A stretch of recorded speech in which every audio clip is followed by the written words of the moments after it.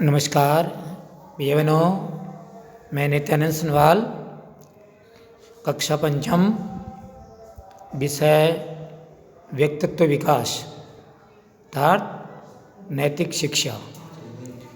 भैया बहनों, आज मैं आपको पाठ 24 शिष्टाचार, जिस पाठ का नाम है शिष्टाचार है।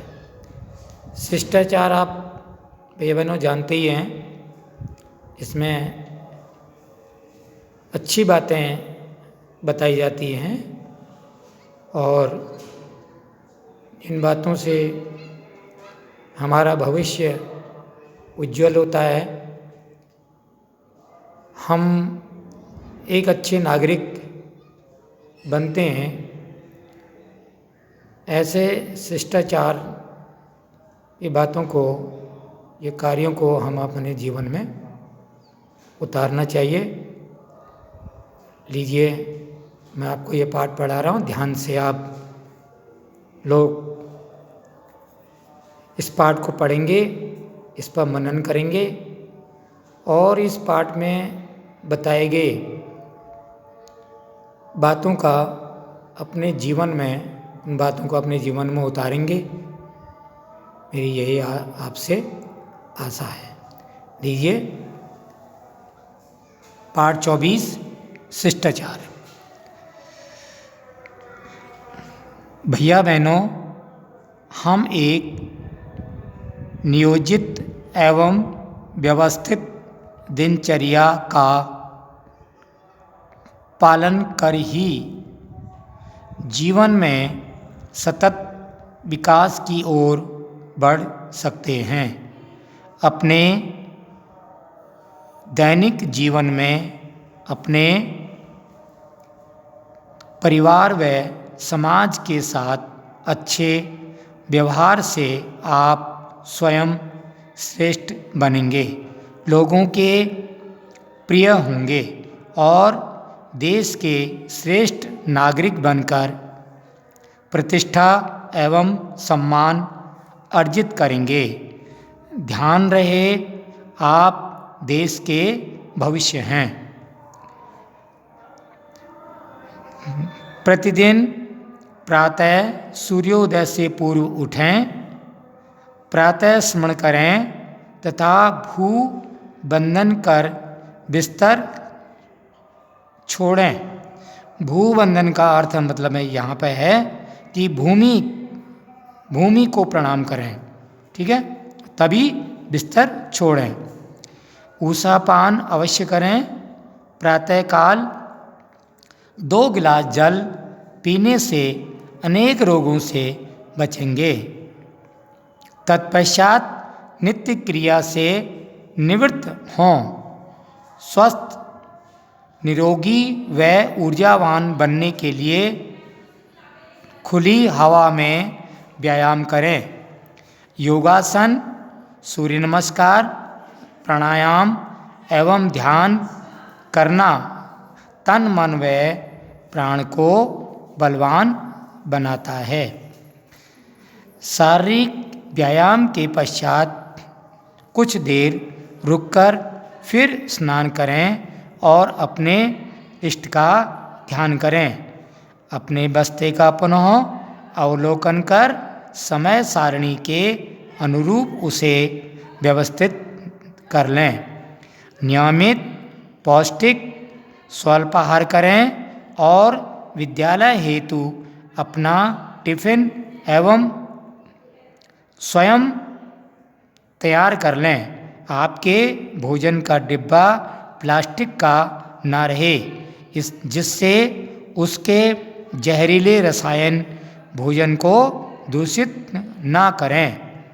नियमित एवं स्वच्छ वेश पहनकर विद्यालय समय से पहुँचें। विद्यालय के मुख्य द्वार पर रजबंधन करें, आचार्यों का चरण स्पर्श करें एवं साथी भैया बहनों को नमस्कार करें। यहाँ पर एक शब्द आया है भैया बहनों, रजबंधन। रजबंधन का मतलब होता है दरवाजे को आप जो है स्पर्श करके उसको प्रणाम करें, यानी स्कूल को प्रणाम करना है। ठीक है, उसकी मिट्टी को अपने माथे पर लगाना, रज बंधन ये होता है, बंधन विद्यालय को प्रणाम करना। सीधे कक्षा में पहुंचकर यथास्थान बैठें तथा छात्र संसद के कार्यों में सहयोग करें।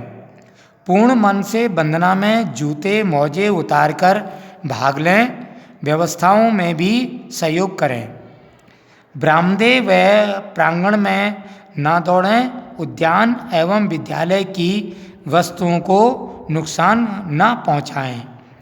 आज्ञा लेकर ही कक्षा से बाहर जाएं, कक्षा में आचार्य जी की बातें सही से सुनाई दें, इस हेतु अपना पूर्ण ध्यान लगाएं।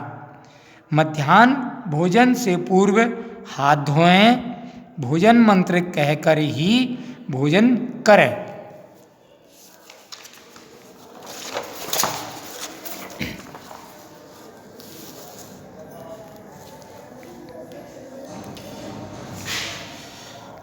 अवकाश उपरांत वंदे मातरम, भारत माता की जय कर ही पंक्तिबद्ध बाहर निकलें और जाते समय भी आचार्य जी को प्रणाम करें तथा साथियों को नमस्ते कहें। सड़क पर बाईं ओर चलें, छोटे बच्चों का सहयोग करें। सड़क मार्ग पर चलते हुए जन सामान्य को कष्ट न हो, यह सदैव ध्यान रखें। समय से घर पहुँचें, व विद्यालय वेश निकालकर यथास्थान रखें। हाथ मुंह धोकर कुछ खाएं तथा विश्राम करें। माँ की आज्ञा लेकर कुछ समय खेलें। पास पड़ोस की जानकारी रखें, उनके सुख दुख में सहभागी बनें। घर के कार्यों में भी सहयोग करें। गृह कार्य पूर्ण करें तथा समय सारणी बनाकर स्वाध्याय करें। संध्या बंदन करें, कुछ देर टीवी आदि देखें। अखबार पढ़कर दैनिक समाचारों की जानकारी करें। सोने से कम 2 घंटे पूर्व रात्रि भोजन करें तथा सोने के पूर्व दूध अवश्य पिएं। ध्यान रखें, सोने के पहले ब्रश करना न भूलें। स्वच्छ बिस्तर पर ढीले व सूती कपड़े पहनकर सोएं। अपनी दिनचर्या के साथ निम्नलिखित बातों का अवश्य ध्यान रखें।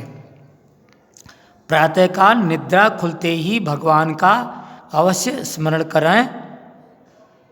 करो और रात को सोते समय भगवान का नाम लेते हुए सो जाएं। इससे आपको बुरे सपने कभी नहीं आएंगे और मन प्रसन्न रहेगा। नियमित रूप से भगवान की प्रार्थना करें। प्रार्थना के समान मनोबल और किसी उपाय से प्राप्त नहीं होगा। ईश्वर में श्रद्धा रखें और जब देव स्थान के सामने से निकलें तो ईश्वर को मस्तक झुकाकर प्रणाम करें। ईश्वर की कृपा से मन प्रसन्न रहता है। सदा संतुष्ट रहें। जो कुछ भोजन, वस्त्र तथा दूसरी वस्तुएं मिलती हैं उनको पाकर संतुष्ट और प्रसन्न रहिए। दूसरों की वस्तुओं का लालच न करें। खाने की वस्तुएं बांटकर खाएं। यदि आपकी कोई वस्तु नष्ट हो जाए तो दुख या क्रोध मत करें। यह वस्तु कभी न कभी तो नष्ट होती। बुद्धिमान बालक सदा संतुष्ट रहते हैं। सदा प्रसन्न बने रहें। कष्ट व रोग में भी अपने को प्रसन्न रखें। कष्ट तो जो हो रहा है वह होगा ही, किंतु मन को दुखी करने से मन की व्यथा और बढ़ जाएगी।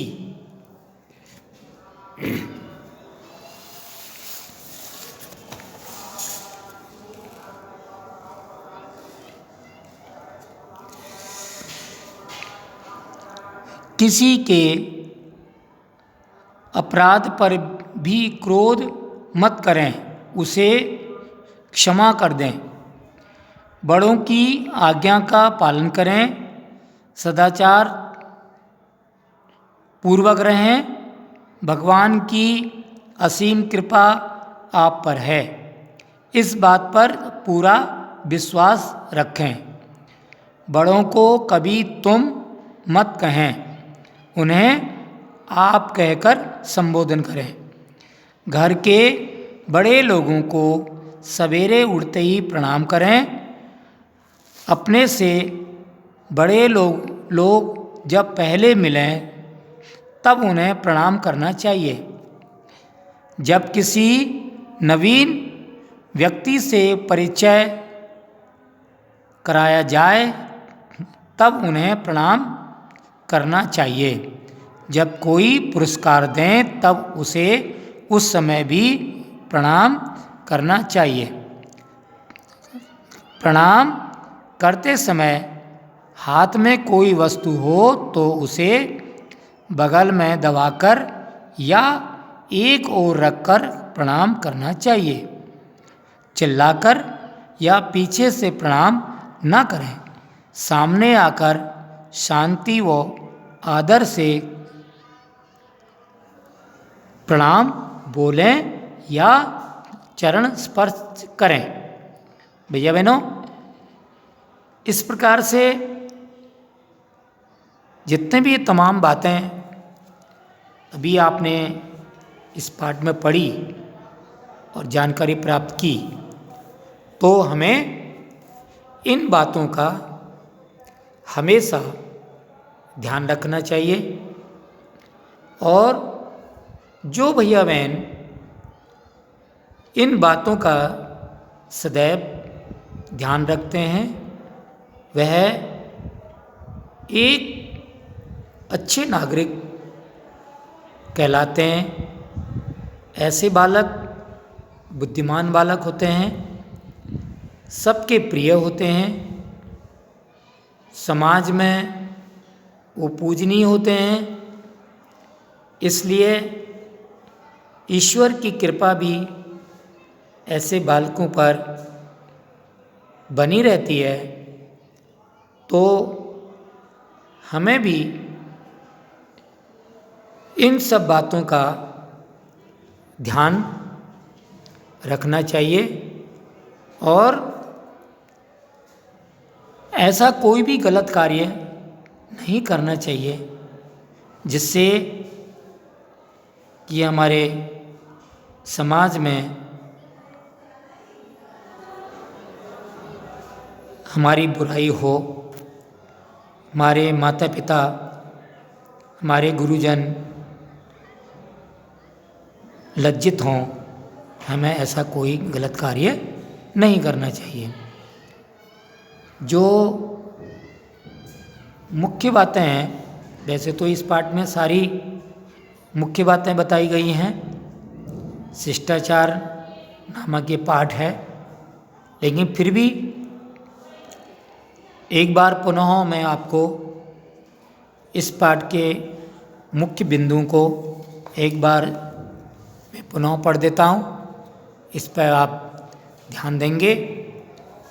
हमारी दिनचर्या कैसी हो, एक बार पुनः मैं आपके सामने इन पंक्तियों को पढ़ रहा हूँ। अपनी दिनचर्या के साथ निम्नलिखित बातों का अवश्य ध्यान रखें। ठीक है? प्रातःकाल निद्रा खुलते ही भगवान का अवश्य स्मरण करें और रात को सोते समय भगवान का नाम लेते हुए सो जाएं। इससे आपको बुरे सपने कभी नहीं आएंगे और मन प्रसन्न रहेगा। ठीक? नंबर 2 में नियमित रूप से भगवान की प्रार्थना करें। प्रार्थना के समान मनोबल और किसी उपाय से प्राप्त नहीं होगा। ठीक है, ईश्वर में श्रद्धा रखें और जब देव स्थान के सामने से निकलें तो ईश्वर को मस्तक झुकाकर प्रणाम करें। ईश्वर की कृपा से मन प्रसन्न रहता है। अर्थात अगर आप जाते समय रास्ते में तुम्हारे सामने कोई देव स्थान आ गया है, देव स्थान कोई भी हो सकता है, ठीक है, तो उस देव स्थान को प्रणाम करें। इससे हमारा जो है मन प्रसन्न रहता है। सदा संतुष्ट रहें।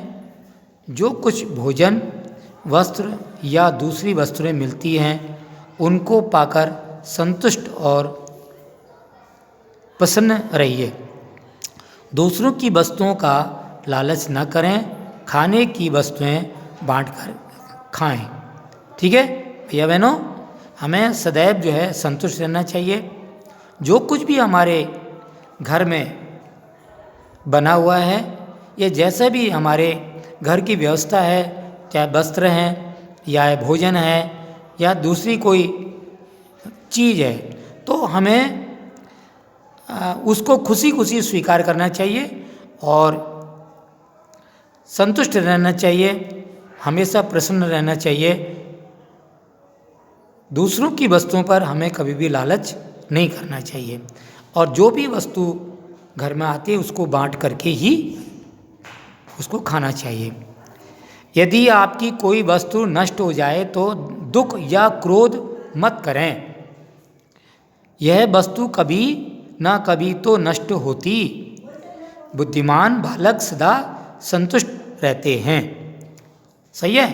अगर कोई वस्तु आपकी कोई अगर वस्तु है वो टूट गई, उस पर आप जो है कि दूसरों पर क्रोध करने लगे, अपने भैया बहनों पर क्रोध करने लगे या घर वालों पर क्रोध करने लगे, ये क्रोध करना अच्छी बात नहीं होती है, क्योंकि वो वस्तु ये यानी कभी न कभी नष्ट तो होती है। इस बात का आप जो है संतुष्ट करें, संतुष्ट रहें और इस पर जो है अधिक जो है बोझ अपने मन में न डाला करें। सदा प्रसन्न बने रहें। कष्ट व रोग में भी अपने को प्रसन्न रखें। कष्ट तो जो हो रहा है वह होगा ही, किंतु मन को दुखी करने से मन की व्यथा और बढ़ जाएगी। इसलिए हमको जो है दुख में ज़्यादा दुखी नहीं होना चाहिए।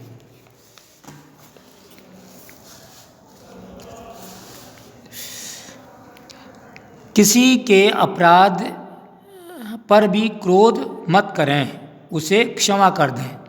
अगर किसी ने हमारे कार्य में या कोई गलती कर दी है तो हम उस पर जो है क्रोध ना करें, बल्कि उसको शांतिपूर्वक से उसको समझा करके, ठीक है, और उसे क्षमा कर दें। बड़ों की आज्ञा का पालन करें, सदाचार पूर्वक रहें। भगवान की असीम कृपा आप पर है, इस बात पर पूरा विश्वास रखें। बड़ों को कभी तुम मत कहें, उन्हें आप कहकर ही संबोधन करें। घर के बड़े लोगों को सवेरे उठते ही प्रणाम करें। अपने से बड़े लोग जब पहले मिलें तब उन्हें प्रणाम करना चाहिए। जब किसी नवीन व्यक्ति से परिचय कराया जाए तब उन्हें प्रणाम करना चाहिए। जब कोई पुरस्कार दें तब उसे उस समय भी प्रणाम करना चाहिए। प्रणाम करते समय हाथ में कोई वस्तु हो तो उसे बगल में दबाकर या एक ओर रखकर प्रणाम करना चाहिए। चिल्लाकर या पीछे से प्रणाम न करें। सामने आकर शांति व आदर से प्रणाम बोलें या चरण स्पर्श करें। ठीक है भैया बहनों, इस प्रकार से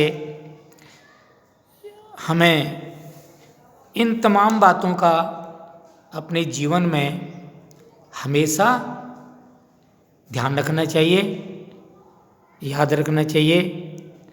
जिससे कि हमारा जीवन सफल हो, हम एक आदर्श नागरिक बने और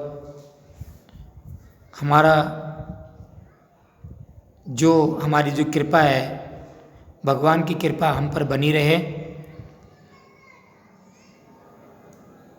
आज का पाठ यहीं समाप्त करता हूँ। आशा करता हूँ ये तमाम जितने भी बातें ये इस पाठ में पढ़ाया गया है उस पर आप मनन करेंगे। इसी के साथ अपनी वाणी को विराम देता हूँ। धन्यवाद। नमस्कार।